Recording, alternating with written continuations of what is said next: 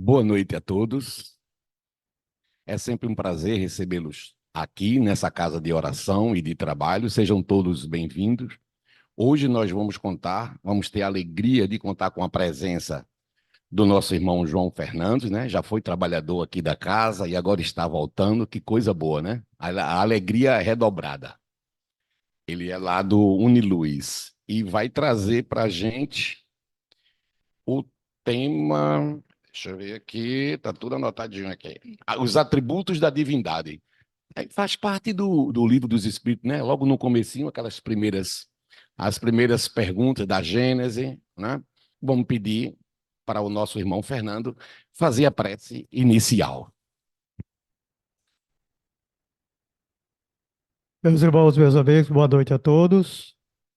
Vamos levar o nosso pensamento a Deus, a Jesus de Nazaré, aos nossos guias mentores dessa casa de oração e de trabalhos. Agradecendo a presença de nossos irmãos espirituais, que primeiramente prepararam o nosso ambiente, né? E agradecendo muito mais também a presença de vocês. Que Deus nos proteja, que saímos aqui mais com a sabedoria da doutrina espírita, para que possamos colocar em prática lá fora no nosso mundo. É um mundo complicado e muito difícil de convivência. Então, que Deus nos ajude, que Deus nos proteja, ilumine nosso ambiente, né? Trazendo para nós muita luz, muita paz, muita harmonia, para que possamos sair daqui com mais serenidade, com mais conhecimento, que é o que é mais importante. E o mais importante disso aí é colocar em prática. Que Deus nos abençoe. Ilumine, passa a palavra ao nosso irmão que está dirigindo os trabalhos, para que possamos iniciar com muita tranquilidade, com muita serenidade, pedindo a Deus que nos ajude, que nos proteja e que nos ilumine, hoje, agora e sempre. Em nome de Deus, em nome do Mestre Jesus e da espiritualidade que coordena essa casa, pedimos a permissão para dar início aos nossos estudos de hoje. Passando a palavra para o nosso irmão João Fernando, que vai falar sobre os atributos da divindade.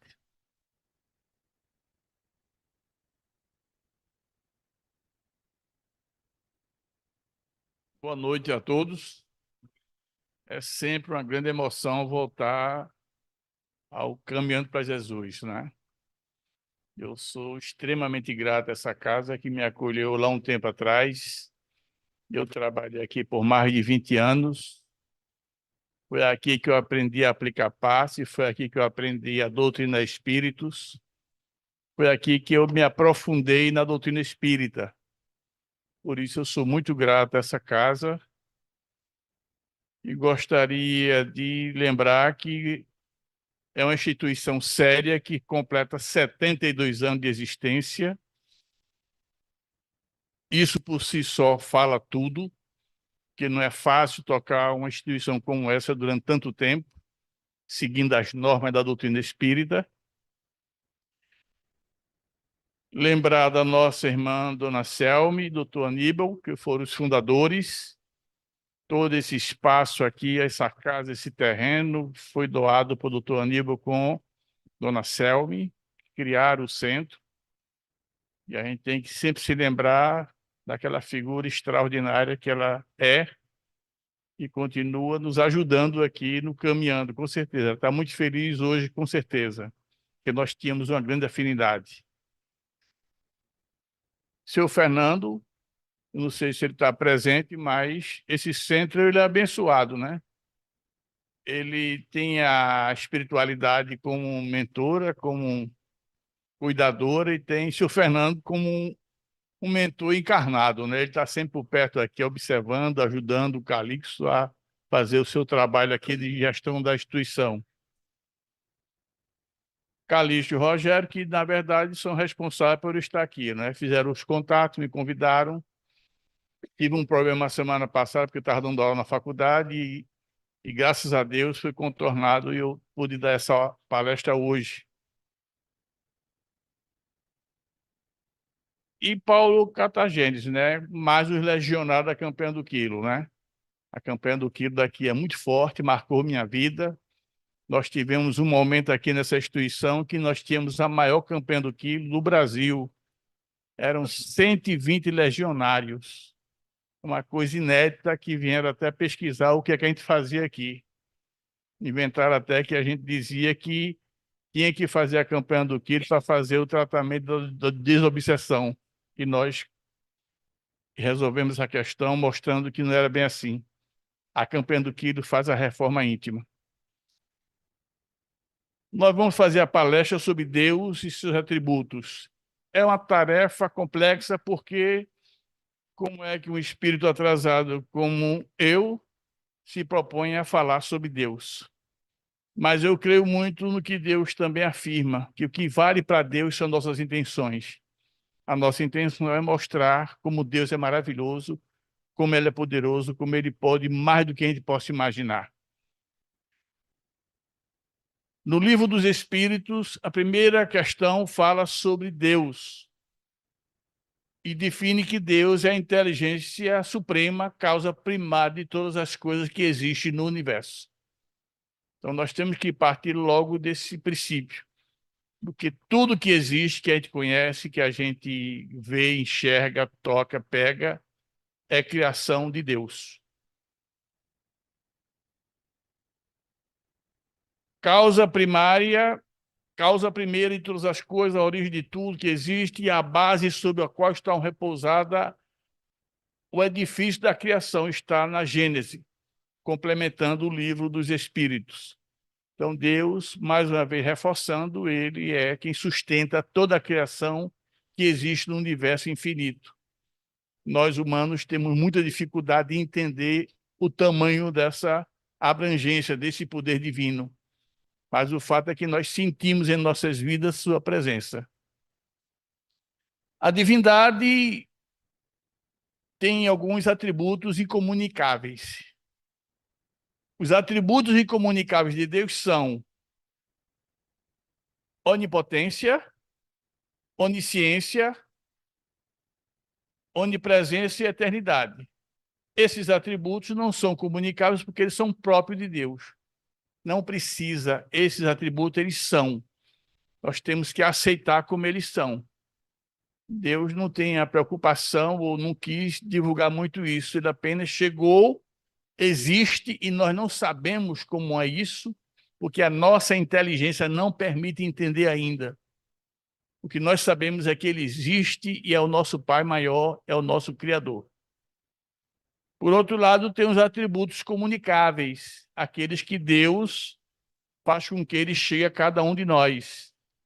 Aí, na base da imagem, estamos nós ali esperando as informações, os conhecimentos. Deus, sabiamente, é uma energia que se espalha por todo o universo. Nós temos que entender isso, que Deus, quando nós quisermos pensar em Deus, é imaginar uma forte energia espalhada por todo o universo. Deus é eterno, ele é para sempre, ele existe e jamais desaparecerá. Deus é onipotente porque ele pode tudo, o que ele quiser fazer, ele faz, dentro das leis que ele mesmo criou. Por isso que nós temos que ter uma fé inabalável em Deus. Ele é onisciente porque tem todo o conhecimento que você imaginar, ele é a sabedoria maior do universo. Ele conhece tudo o que se passa no universo. Nós estamos ainda engateando. Nós temos dificuldade com química, com física, com matemática, não é? E Deus sabe tudo isso e muito mais. E Deus é onipresente porque ele está em todo lugar. A melhor imagem que nós podemos fazer é que essa luz que está saindo de Deus penetra todos os espaços do universo. Passa por dentro de tudo, inclusive por dentro de cada um de nós. E cada um de nós tem uma centelha de Deus que precisa ser alimentada e aumentada, porque Deus está passando também por dentro de nós e nós poderemos e devemos estar em sintonia com Ele.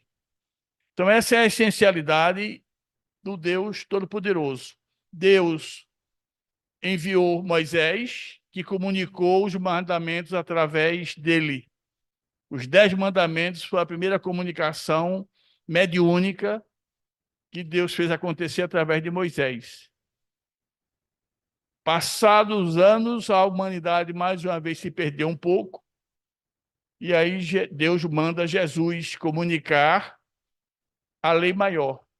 que é amar a Deus sobre todas as coisas, amar a si próprio, se amar, gostar de si próprio, ser seu amigo e, a partir daí, amar o próximo. Você não pode amar o próximo se você não gosta de você. Você tem que ter em mente isso. É amar a Deus, amar você e amar o próximo.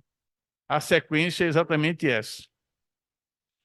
Jesus Cristo cumpriu uma dolorosa missão que foi instruída por Deus e apoiada por Deus.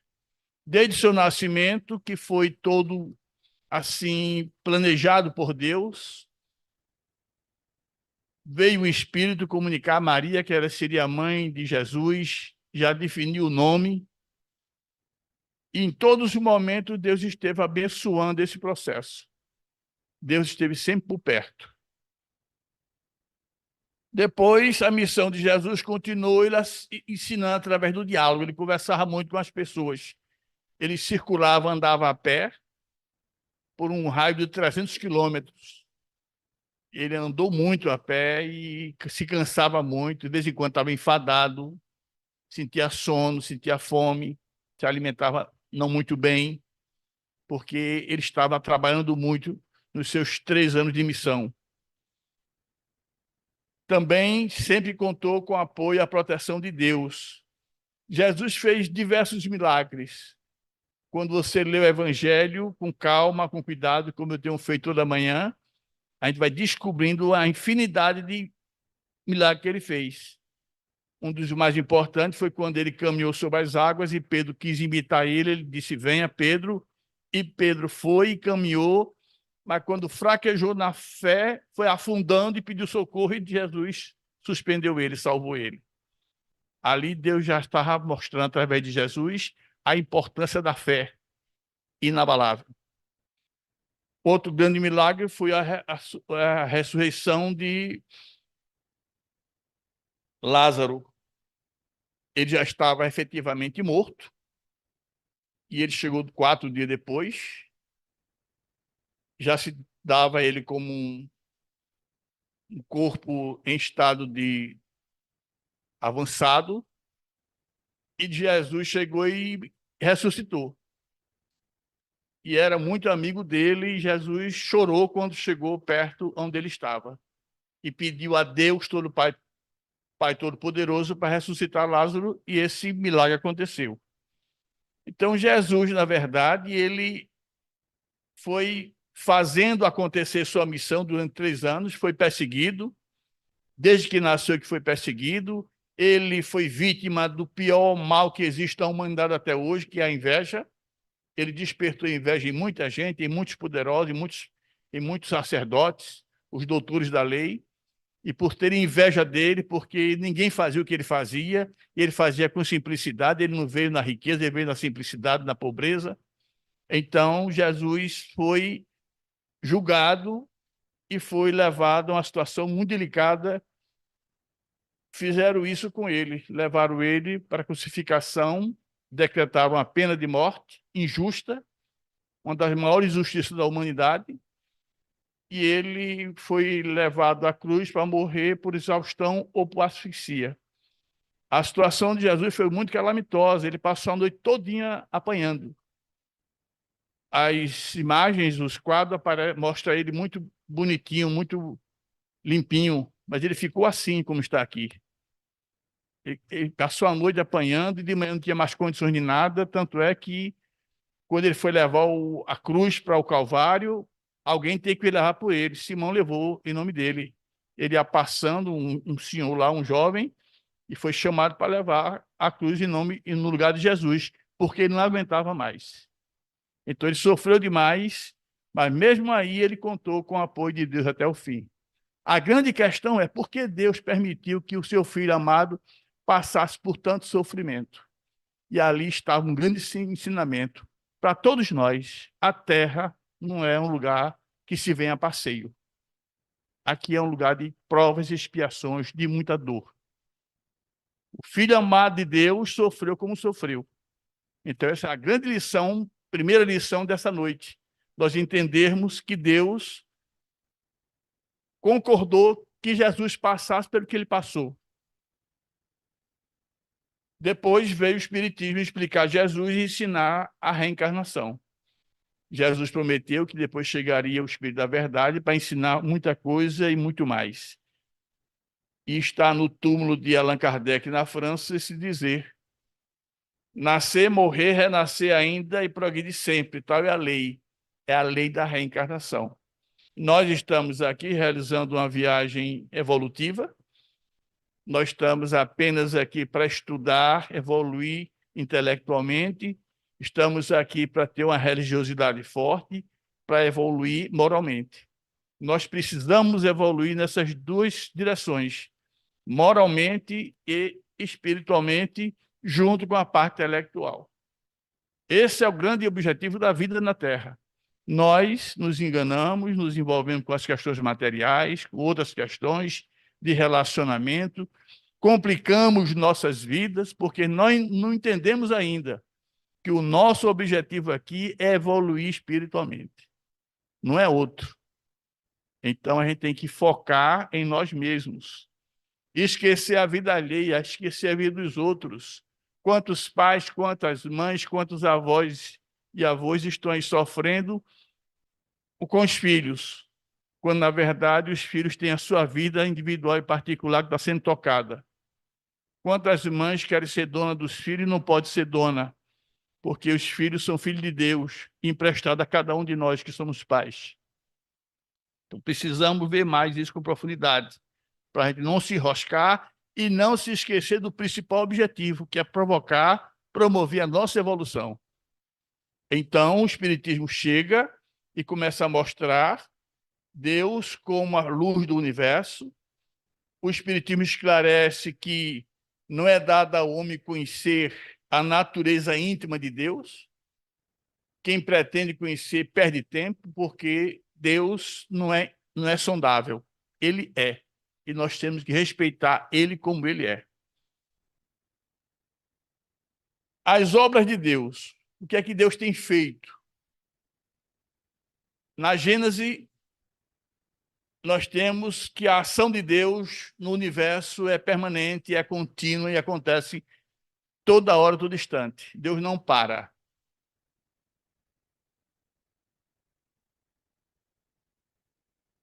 Deus é espírito, segundo a fala de João Batista. Deus é um ser espírito, é uma energia. E como energia, ele está pulsando, espalhando energia por todo o universo. E nós estamos no meio dessa energia. Se nós estivermos em sintonia com Deus, nós captamos essa energia, vivemos em paz, vivemos com harmonia. E se nós estamos em paz e harmonia, nós temos saúde.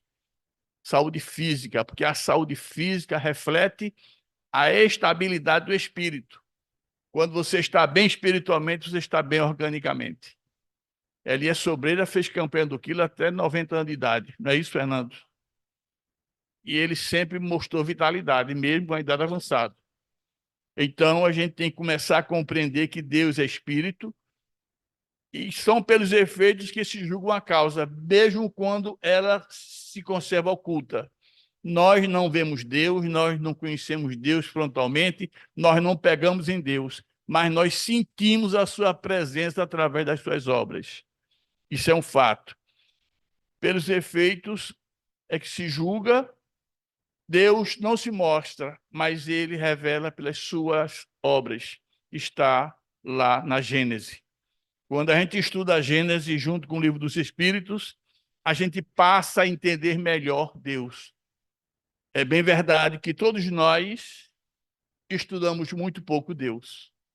A gente estuda os evangelhos de Jesus, muita coisa, muito romance, mas a gente não dedica um tempo bom para estudar Deus, sua realidade, seus atributos, como nós estamos fazendo aqui agora tão rapidamente. Então, a gente precisa compreender que Deus se mostra através das suas obras.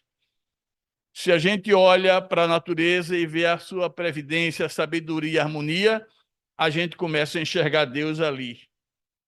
Se você lança um olhar, chega à conclusão de que Deus, não há nenhuma criação humana que se compare à criação divina. Deus, o que ele cria, somente ele cria. O ser humano não conseguiu fazer ainda um abacate. Não faz. Não faz uma manga, não faz um abacaxi. É da natureza, é criação de Deus. Não tem nada disso artificial. O universo, quem criou foi Deus. É só a gente contemplar o universo, as estrelas, o sol, a lua, essa maravilha, essa harmonia, esse brilho, essa rotação da Terra, esse giro da Terra, os planetas todos girando simultaneamente em perfeita harmonia. Aí está Deus, é obra de Deus. Nenhum homem tem capacidade de fazer isso. Deus criou o sistema solar, que é uma pequena parte do universo. Nós, por ignorância, pensamos que é o único sistema solar do universo. Não é. É uma minúscula parte. O universo é muito grande, a gente não tem a menor noção do seu tamanho. E é aqui que a gente observa que tem a nossa querida Terra tão maltratada por nós.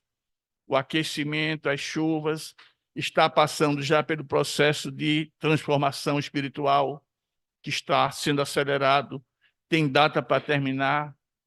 2057 é o prazo final da espiritualidade.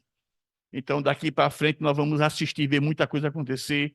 Por isso, temos que olhar e vigiar o tempo todo, como recomendou Jesus. A Terra está passando por uma transformação radical. Os que não estiverem aliados a Deus serão subtraídos. Daí porque tanta guerra, tanta maldade, tanta enchente, tanta chuva, tantos acontecimentos, está subtraindo muitas vidas. É providência divina. Está levando para a espiritualidade aquelas pessoas que, infelizmente, ainda estão muito vinculadas ao materialismo. É providência de Deus. Deus está na natureza. Em qualquer lugar que você for, numa mata, numa floresta, numa plantação de macaxeira, você vai ver Deus lá. Deus está nas montanhas, nos vales, nas florestas. Tudo isso é criação de Deus. O sol, as nuvens, o universo. A gente se maravilha e, às vezes, por estarmos envolvidos no ativismo da vida material, a gente não para ver essas coisas que Deus faz e que nos oferece. Quantos de nós para e vai para a beira-mar e fica lá só olhando para o mar? Poucos estão fazendo isso, estão muito preocupados em acordar cedo, fazer o cuscuz, a macaxeira, assar o pão, o queijinho e tal, o ovo, comer, sair na carreira para trabalhar, voltar novamente, naquele ativismo, sem parar para refletir sobre as grandes obras de Deus. Nós estamos nesse ativismo, precisamos meter o pé no freio. Quem controla uma situação como essa aí? Isso é Deus. As ondas de Nazaré, lá em Portugal, o pessoal pegando, surfando lá, ondas maravilhosas que a gente não entende como é que aquilo acontece, como é que se faz uma onda daquela altura. É Deus que está comandando tudo isso. O homem não tem condições de fazer isso acontecer. Não tem. Nós estamos convivendo com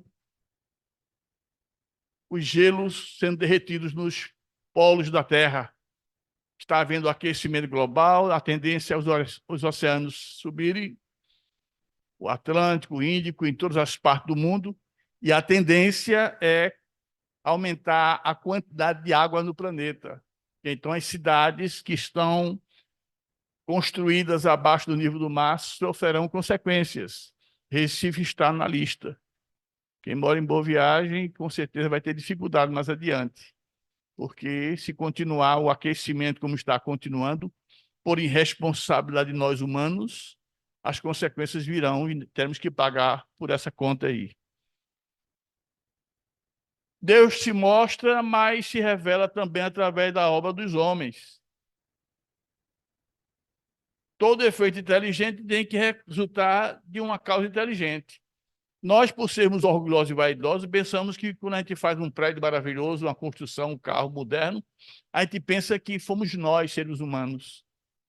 Jamais considera que houve a intuição e a interferência de Deus. E vamos provar que Deus está presente aqui também. O mundo está em transformação. Estamos vivendo numa era de muita mudança, muito rapidamente, está tudo se transformando. A globalização é realidade, a economia é uma só, os governos estão mudando, ninguém sabe onde é que vai parar. E nós temos aí um mundo digital também já implantado. Nós temos um edifício com quase 1 quilômetro de altura em Dubai, feito pelo ser humano, pelo homem, mas com a apoio e orientação de Deus. É o edifício mais alto do mundo. Ele chega além das nuvens. Aí deve ser bom para o cara ficar ali, desencarnar ali e já vai direto, né? Acho que facilita, né? Eu penso assim. Esse aqui é uma coisa de louco. Esse aqui ele não é parado, ele fica rodando. É um edifício que roda, que gira. Deve ser para botar a gente para dormir, né? Eu penso assim também. Um dia, se Deus quiser, a gente chega lá para ver.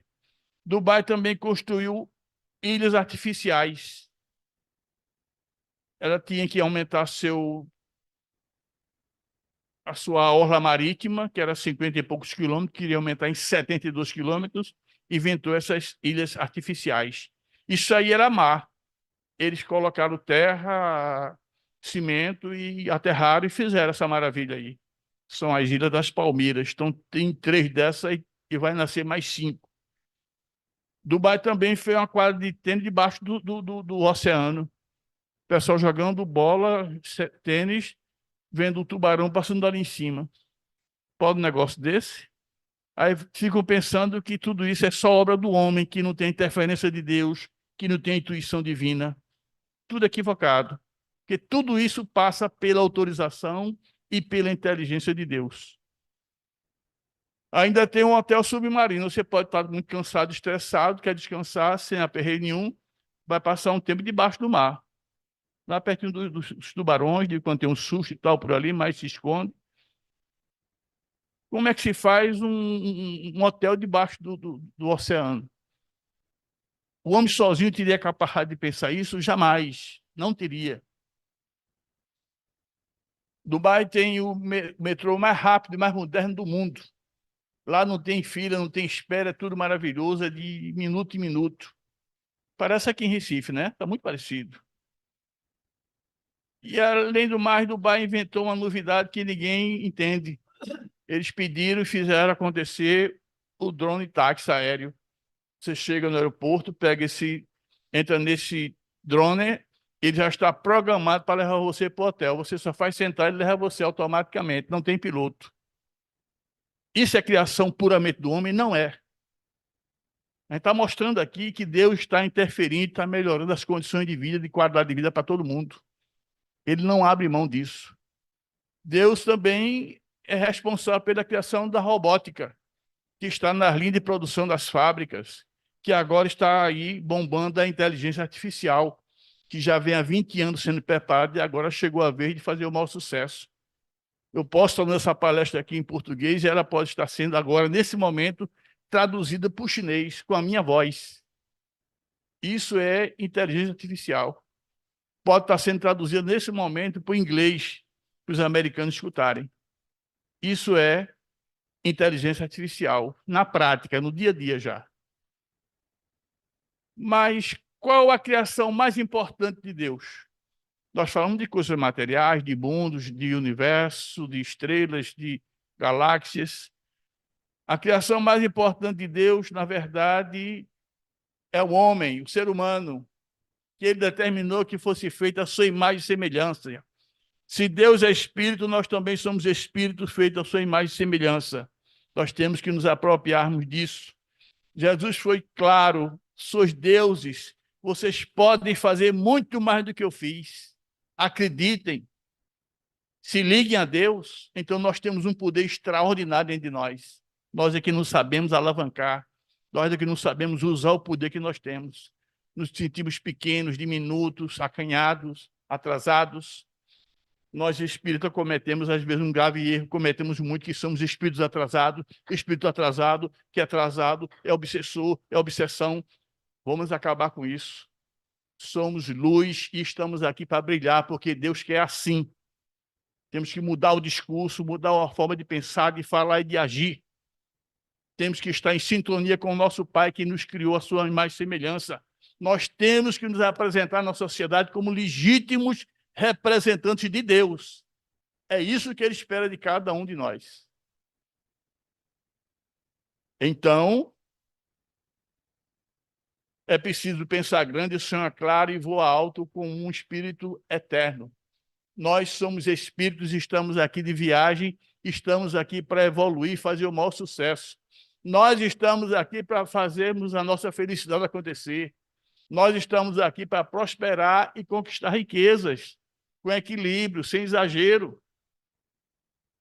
Nós temos que compreender isso, que a nossa dificuldade é compreender a dimensão de Deus. Se somos a imagem e semelhança de Deus, nós precisamos seguir os seus caminhos, seus conselhos, seus exemplos, suas obras. A criação do espírito para evoluir é uma criação de Deus. Como é que Deus cria um espírito? Ele pega uma porção de matéria, uma porção de espírito, junta tudo, coloca em suas mãos e dá um sopro. Quando ele sopra, ele solta no espaço infinito um espírito que acabou de nascer. É um espírito recém-criado.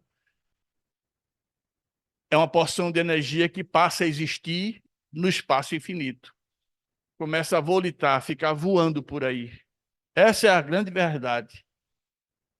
O início da vida na espiritualidade é assim. A gente começa meio sem jeito, meio bebê, um espírito recém-criado, sem saber o que fazer, sem orientação, meio perdido, fica rodando para lá, para cá, fica meio perdido por um bom tempo, se acostumando com a vida que acabou de ser lhe entregue por Deus, porque a vida é eterna e é entregue a cada um de nós por Deus. Nós somos espíritos individuais, não tem ninguém igual a ninguém. Então, nós estamos aí junto com Deus. Deus criou os mundos materiais e criou o planeta Terra para nós virmos para cá e evoluirmos através dela. Deus também criou o corpo físico. Além de criar o espírito, Deus providenciou a criação do corpo físico. Tem aqui a Terra, tem um corpo físico, o espírito vem e entra dentro do corpo físico. É assim que acontece, isso se chama reencarnação. E para facilitar esse processo, Deus criou o perispírito, que é uma espécie de colinha que fica entre o espírito e a matéria.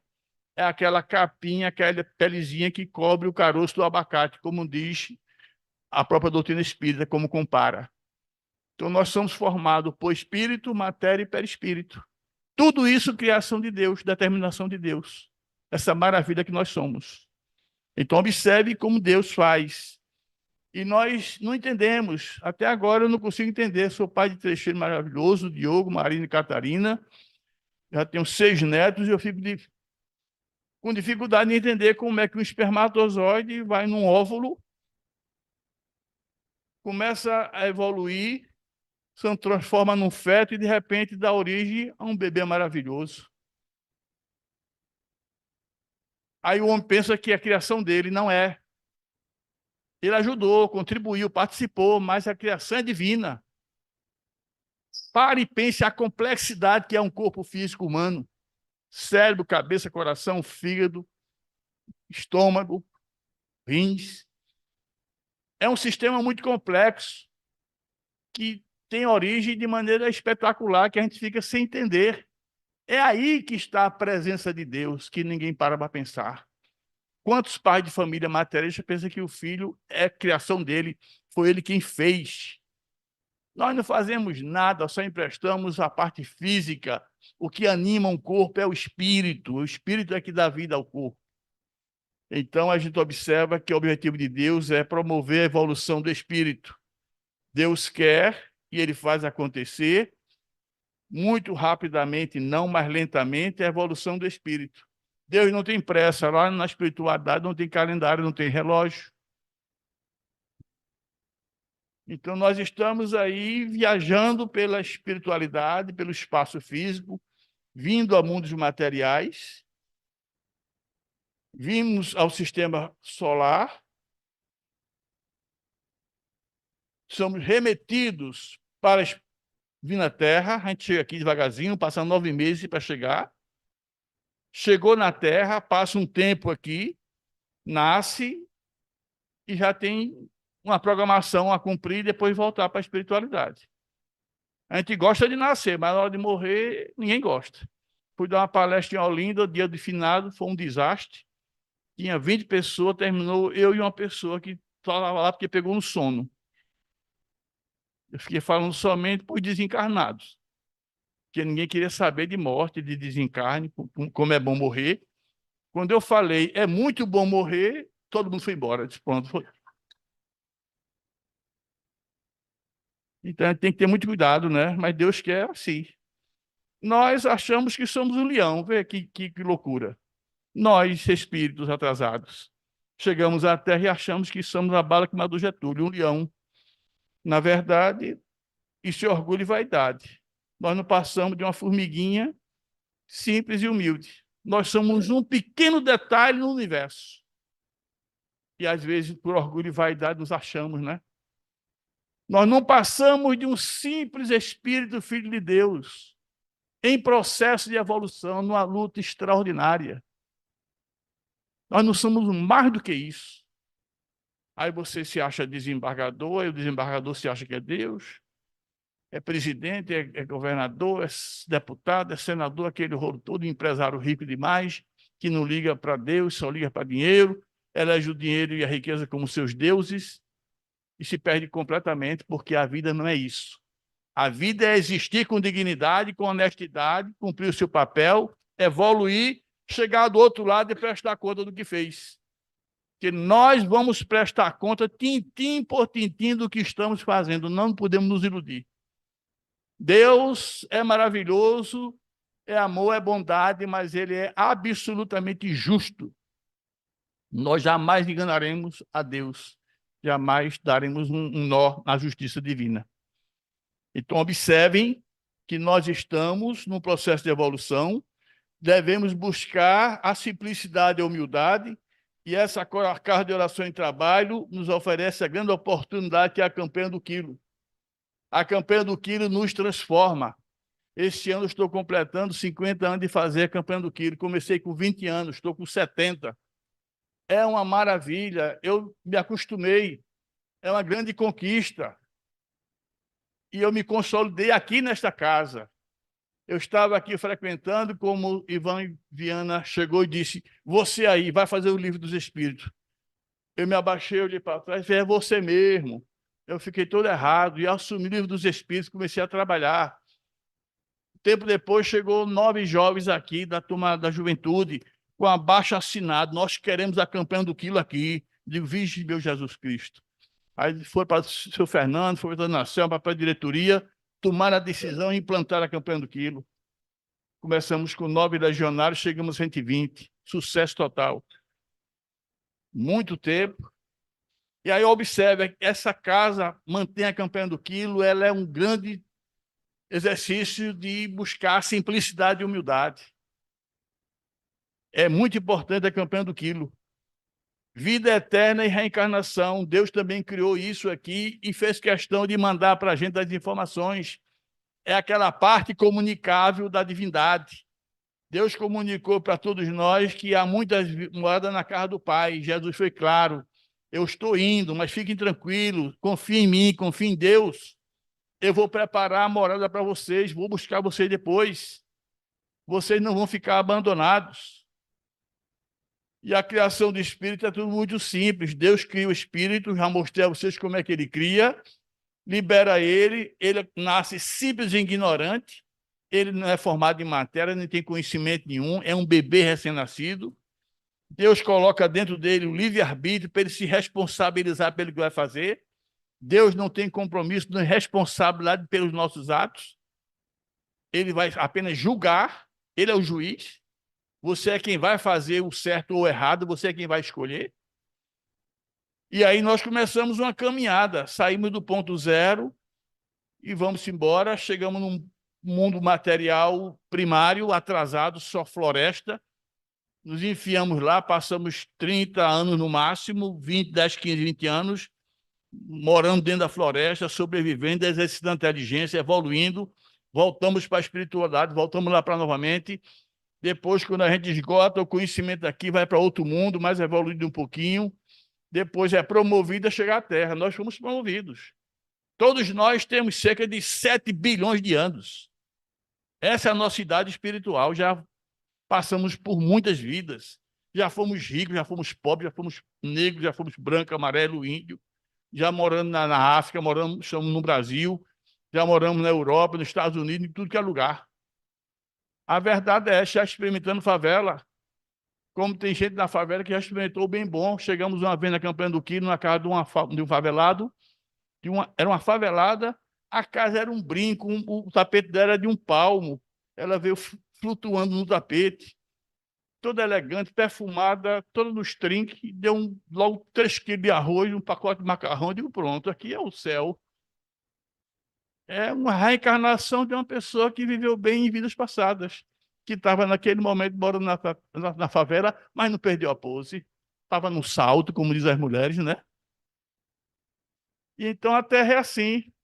Deus criou a reencarnação, o Espiritismo veio fundamentar que é uma realidade, é uma ciência. Deus também projetou e criou o nosso lar. E depois a gente evolui, torna-se espírito puro e sábio e volta para Deus. Aí é quando nós vamos receber um grande abraço de Deus, como Jesus recebeu. Nosso modelo, o nosso caminho, o nosso objetivo, a nossa meta é sermos um dia igual a Jesus. E seremos. Que Jesus evoluiu tanto pelo mesmo caminho que nós estamos trilhando. É um espírito antiguíssimo que evoluiu e hoje conversa diretamente com Deus, porque conquistou essa condição de espírito puro. Vejam como é maravilhosa a criação divina. Deus inventou isso aqui, esse processo de reencarnação. Aí você tem o nosso lar, que é uma colônia que virou filme, é bom assistir o filme, é bom ler o livro, não vou me deter aqui. E é preciso a gente desenvolver uma fé inabalável em Deus. Se a gente não tiver fé em Deus, a gente dança. Quem tem fé em Deus vai ali com dificuldade, escapando pela beirada, né? Orando, fazendo campanha do Quilo, frequentando o centro espírita e tal, escapa. A gente está aqui escapando porque a gente está ligado a Deus, pedindo oração e tal, não se mantém empregado e assim por diante. Quem é materialista e pensa que a bala que matou Getúlio vem, tem um sulavanco e tal, depois mergulha e desaparece. Aí eu me lembro de uma história que eu vi essa semana de um jumentinho que estava reclamando que no dia que Jesus andou em cima dele, ele fez o maior sucesso. Ele chegou na comunidade do jumento e foi aplaudido de pé e tal. No dia seguinte esqueceram ele. Ele fez, eu não estou entendendo, ontem eu fui aplaudido e aqui vocês não estão nem olhando para a minha cara mais. Ele fez, é porque você sem Jesus não é nada. Então o jumentinho baixou o facho, ficou na dele. Nós, humanos aqui, sem Deus, não somos nada. Absolutamente nada. É uma aventura viver sem Deus em nossas vidas. É uma aventura. E aí a gente precisa compreender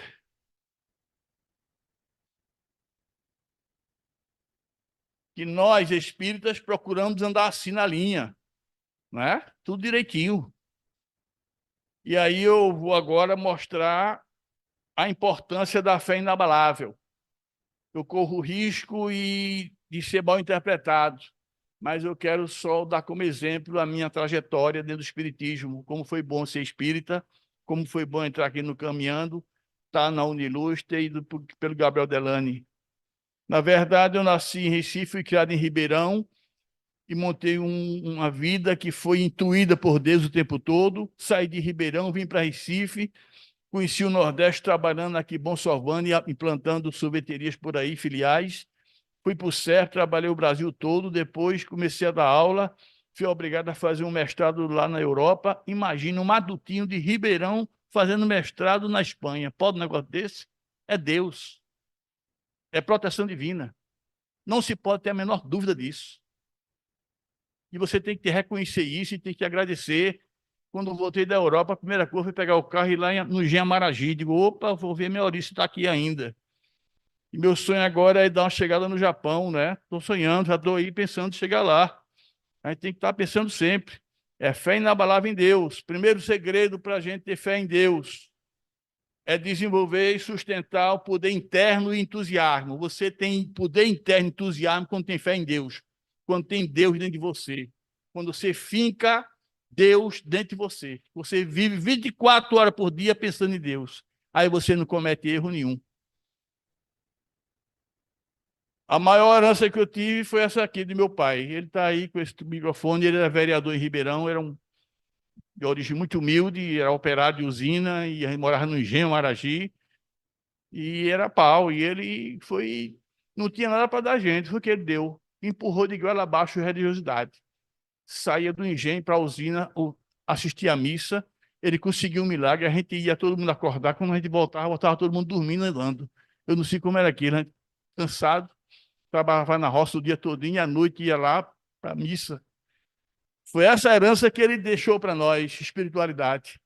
Nós vivemos preocupados em deixar uma casa, um terreno, uma poupança, um dinheiro para dar um filho, um neto, tal, tal. Estamos absolutamente equivocados.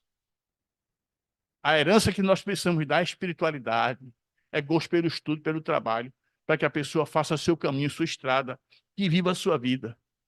Quantas pessoas idosas estão aí se acabando, ansiosos, aperreados, com depressão, porque o filho não deu certo? Esse é um problema do filho. Você deu as condições, botou no mundo, orientou, deu condição de estudar. É a opção dele, é a sua realidade espiritual. Daí porque nós precisamos estudar o livro dos Espíritos com mais profundidade para entender isso. Então, a fé inabalável, o segundo segredo é você ter meta e plano, ter uma agenda de trabalho, trabalhar duro. Se você não for à luta, não for para o trabalho, for preguiçoso, não chega, não sai daqui para ali e Deus não ajuda. Tem gente que fica em casa orando, pensando que vai cair do céu. Não cai. O trabalho está na rua, está lá fora. É preciso você sair, como eu saí de Ribeirão, vim para Recife, andar o Pernambuco todinho, o Nordeste, caminhar pelo centro do Brasil, para a Europa e lutar. Terceiro segredo é enfrentar dificuldade, obstáculos e crise. A vida não é moleza. Quando a gente descobre que a vida não é moleza, é bom demais. Tem muita gente iludida, tem pai que ilude o filho. Cria uma bolha, bota o filho lá dentro, protege ele demais, e ele, quando começa a descobrir que o mundo é pau, começa a dizer, me enganaram. A vida não é tão mole, não. Cadê? Estou com 27 anos, não me formei ainda. Como é que eu faço agora? Faltou aperto, acocho. Eu criei meus teus filhos na base da dureza, como eu fui criado. Eu fui um pai duro ali, duro na queda. Mostrei o caminho, é por aqui. Os três estão muito bem hoje. Eu criei 3 filhos solução. Tem pai criando filhos problemas, que não sabe o que fazer, perdido, não termina um curso, começa um curso e para pelo meio, depois começa outro, aquele rolo todo. Responsabilidade do pai e da mãe. Vai responder quando chegar no outro lado da vida. Vai ser responsabilizado. Não se iludam. Quarto segredo. Aqui é o exemplo ainda da fé inabalável para você chegar lá. Você tem que acreditar, tem que trabalhar duro, tem que prosperar, ganhar dinheiro, comprar seu carrinho, sua casa. Isso é questão individual, é cada um lutando, batalhando. O espiritismo concorda com isso. O espiritismo combate o exagero, o apego exagerado, mas você prosperar, buscar riqueza é normal, faz parte do jogo da vida. É preciso, o quarto segredo, você ter uma ambição sob controle, ter desejo e vontade e realizar seus sonhos. Você tem que projetar sonhos e correr atrás deles. Quem não sonha está com a vida morta. Eu estou com 70 anos e eu estou sonhando demais, é tanta coisa para fazer ainda que eu estou pensando que eu vou chegar aos 140. Eu acho que vai acontecer um milagre aí. E aí o Martin Luther King ele nos ensina a ser ambicioso, desejar e ter vontade. Olha a lição aqui para cada um de nós. Se não puder voar, corra. Se não puder correr, ande. Se não puder andar, rasteje, mas continue em frente de qualquer jeito. Você não pode desistir, você tem que ter força de vontade, tem que ter fé em Deus, tem que acreditar em você, tem que avançar. Esse é o segredo, esse é o nosso desafio. Quem tem uma ligação com Deus, fé inabalável em Deus, pode ficar certo, a vida dá certo para si. A vida vai colorir, vai ficar maravilhosa, os caminhos vão se abrir. Isso tem acontecido comigo efetivamente.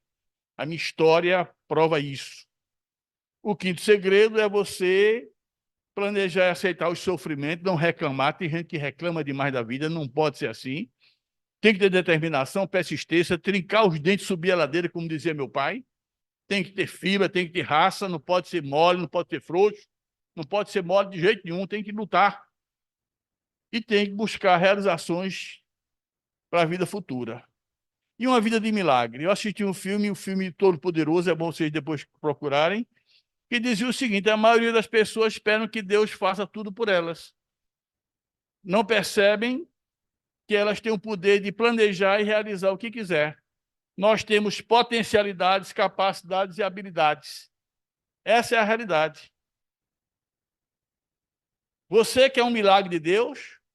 Seja você o milagre. Cada um aqui nesse salão tem condições de ser um milagre. Você tem que fazer um milagre na sua vida, ser o que você quer ser.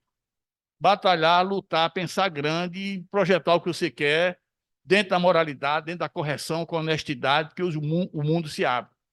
Não vá pelo caminho errado, das falcatruas, da desonestidade, do que está tudo errado. No primeiro momento, aparentemente está tudo certo, depois cai tudo por terra. Você tem que ir pela ética, pela correção. Tem que estar alinhado aos poderes de Deus. Deus só ajuda aquele que pensa, fala e age corretamente. Se você fizer uma bobagem, ele já espera que você se corrija. É assim que Deus procede. Nós precisamos ter Deus, ter o estudo como uma arma e o trabalho. Foi esses 3 pilares que sustentou a minha criação dos filhos. Foi assim que eu fui criado. A família é isso aqui. Pronto, essa é a minha família Rastapé, lá do Engenho Maragi, ó. João Babá, meu pai, eu sou o último de lá. Tudo arrumadinho, tudo ajeitadinho, sabe? Era pobre, mas arrumado, entendeu? Uma maravilha. 5 filhos. Esse do lado de cá está experimentando um milagre. Estava com câncer avançado no estômago, conseguiu uma cura agora em 7 meses. Muita fé em Deus. É um exemplo. Então, observem que Deus estuda o trabalho, faz parte da nossa vida. Nós temos que aprender a trincar os dentes, subir a ladeira, não reclamar, enfrentar a vida de frente. A vida é desafio, não é brincadeira. Eu era assim, com 18 anos, quando cheguei aqui em Recife. Já estou assim, maduro, né? 50 anos depois. E a síntese do milagre é assim. A gente sai de Ribeirão com fé, com poder interno, entusiasmo, querendo vencer na vida. A gente tem planos, metas e vai lutando, faz curso superior, faz administração de empresa, depois faz mestrado e vai avançando, enfrenta dificuldade, não desiste, não desanima, ora mais. Para passar no vestibular, fiz campanha do quilo todo domingo. Aí, na última hora, fui ao vestibular, pensei que não ia passar, passei em 4º lugar.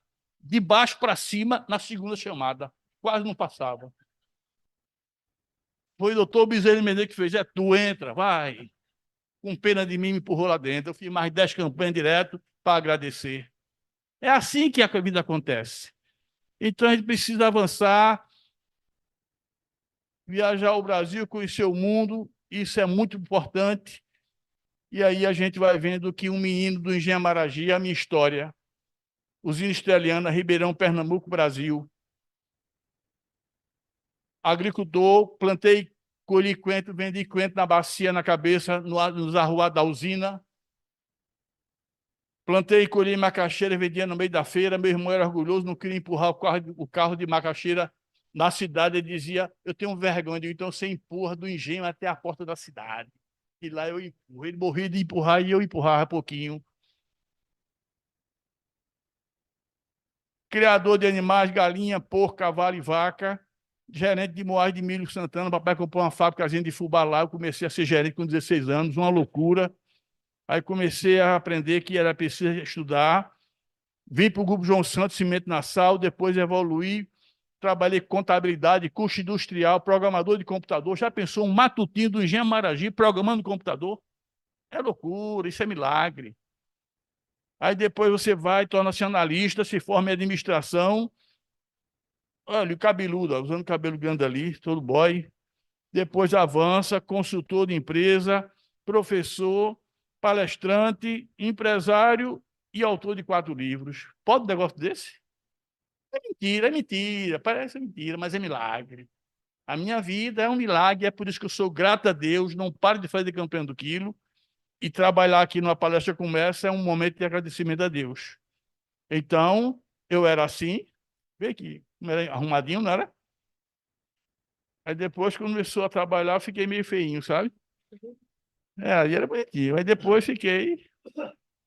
Hoje nós estamos já lutando para publicar esse livro e nós temos uma oferta para fazer para o Caminhando para Jesus, para esse grupo aqui, para a juventude, e aí designar, desafiar o Calixto para, junto com vocês aqui, programar uma jornada da gratidão, que é a gestão estratégica da sua vida.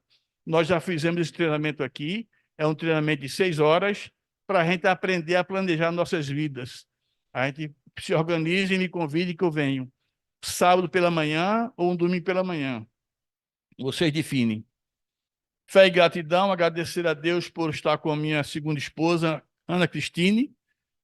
Eu tinha um casamento que a gente sofreu muito e quando me separei, a mulher ficou alegre porque disse que foi bom para a gente. Eu digo, oh, que maravilha. Mas é assim, eu tinha um drama muito grande, porque eu era espírita. Ela dizia, espírita não se separa.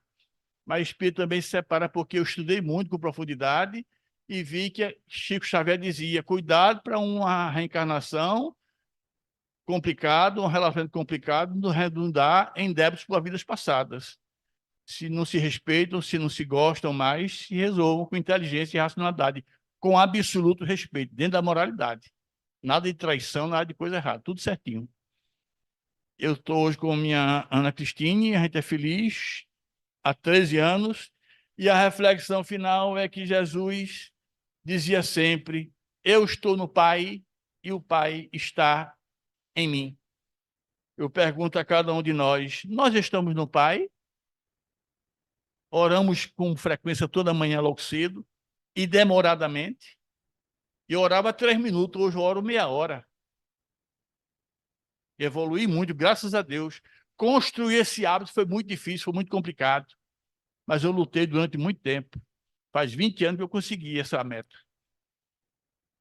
E aí nós temos uma mensagem de Chico Xavier sobre Deus.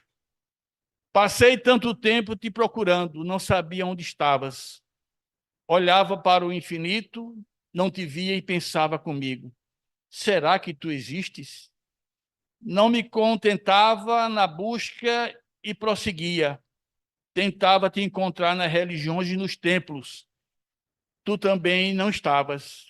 Te busquei através dos sacerdotes e dos pastores, também não te encontrei.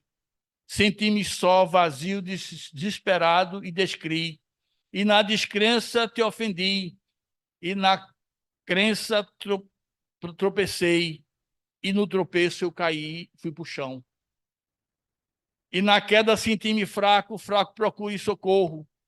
Socorro encontrei amigos, como os da campanha do quilo, por exemplo. Nos amigos encontrei carinho, no carinho vi nascer o amor. Com amor vi um mundo novo, e no mundo novo resolvi viver. Viver amando o próximo, vivendo amando a Deus e amando a si próprio. O que recebi, resolvi doar. Doar seu tempo para a campanha do quilo, doar seu tempo para fazer a doutrinação, para dar uma palestra, para se envolver com as tarefas do centro. E recebendo, senti-me feliz, e ao ser feliz, encontrei a paz. E tendo a paz, foi que enxerguei que dentro de mim é que estavas, e sem te procurar-te, foi que te encontrei. Deus está dentro de cada um de nós. Nós temos que internalizar essa verdade. Deus está gravado dentro de nós. Nós temos uma grande responsabilidade, porque nós deveremos ser e se apresentar em qualquer lugar da sociedade como legítimos representantes de Deus, porque onde você estiver, Deus está com você. E você não pode se envergonhar de atos que você cometa que vai de encontro às leis de Deus, para não deixar o nosso Pai triste e chateado com a gente. Que isso ele não fica. Ele sabe que nós estamos em processo de evolução e nos ama hoje, amanhã e sempre. Muita luz para todos nós. Estou feliz, emocionado por estar aqui com vocês. Essa é uma casa que sabe acolher, é uma casa muito bem administrada, muito Calixto está de parabéns, a turma da campanha, você na organização da tecnologia também aí, né? Nós estamos falando aí para muita gente que está fora, tem muita gente aí que está me vendo aí, né? Os amigos, conhecidos, parentes. Tem gente de Tamandaré lá também, parece, minha irmã está lá. Eu quero só agradecer essa oportunidade e dizer que estou muito feliz, porque é agindo assim, trabalhando, para enaltecer Deus que a gente consegue avançar na vida. Sem Deus, a gente é aquele jumentinho perdido. A gente tem que ser gente, filho de Deus. Nós estamos aqui na terra para brilhar. Muita luz e muita paz para todos nós.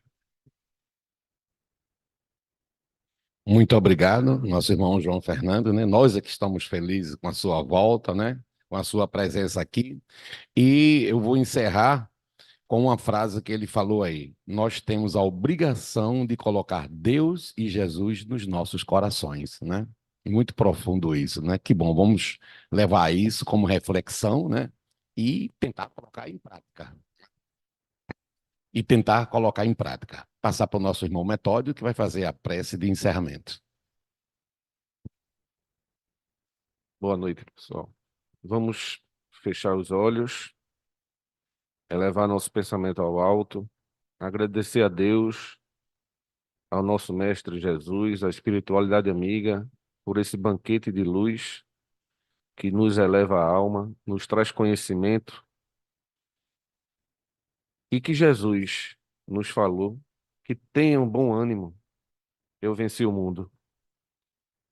Que as nossas imperfeições lutemos por essas palavras, através do Evangelho, que nos traz lucidez, que nos traz uma bússola, um direcionamento à casa do Pai.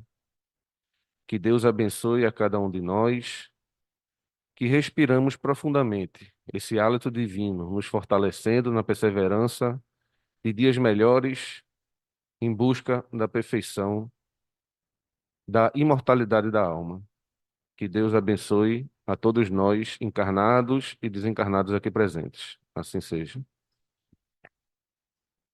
Em nome de Deus, em nome da espiritualidade amiga e do Mestre Jesus, pedimos a permissão para dar por encerrado os nossos estudos de hoje.